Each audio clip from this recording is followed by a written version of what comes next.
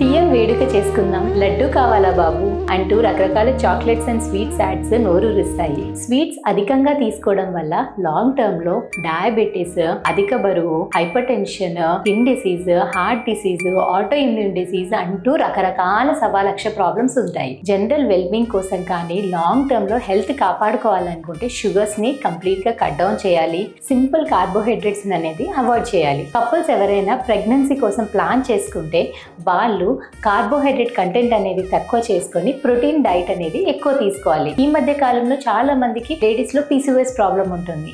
PCOS ప్రాబ్లంలో already వాళ్ళకి కొంచెం డయాబెటిక్ కండిషన్ లాంటి స్టేట్లో ఉంటారు. తక్కువ క్యాలరీస్ తిన్నా కానీ అధికంగా బరువు పెరిగిపోతుంటారు. అలాంటప్పుడు ఇంకా షుగర్స్ తీసుకుంటే ఇంకేమవుతుంది, పీసీఓఎస్ ఎక్కువ అవుతుంది, హార్మోనల్ ఇంబ్యాలెన్స్ ఎక్కువ అవుతుంది, పీరియడ్స్ రెగ్యులర్గా రాదు అండ్ ఎగ్ క్వాలిటీ కూడా తగ్గిపోతుంది. పీసీఓఎస్ ఉన్న వాళ్ళు ఖచ్చితంగా షుగర్స్ కానీ సింపుల్ కార్బోహైడ్రేట్స్ అంటే వైట్ రైస్, మైదా, షుగర్ విపరీతంగా ఫాస్ట్గా పెంచేవి కంప్లీట్గా అవాయిడ్ చేయాల్సి ఉంటుంది. అండ్ మేల్స్లో కూడా ఇప్పుడున్న లైఫ్ స్టైల్ చేంజెస్ వల్ల చాలా మందికి ఎక్సర్సైజ్ ఉండట్లేదు అండ్ జంక్ ఫుడ్ ఎక్కువైంది. వైఫ్ అండ్ హస్బెండ్ ఇద్దరూ కూడా కార్బోహైడ్రేట్ కంటెంట్ తగ్గించి ప్రోటీన్ డైట్ ఎక్కువ తీసుకోవడం వల్ల ఇద్దరిలో కూడా egg and sperm quality and count పెరిగి న్యాచురల్గా కూడా ప్రెగ్నెన్సీ వచ్చే ఛాన్సెస్ పెరుగుతుంది.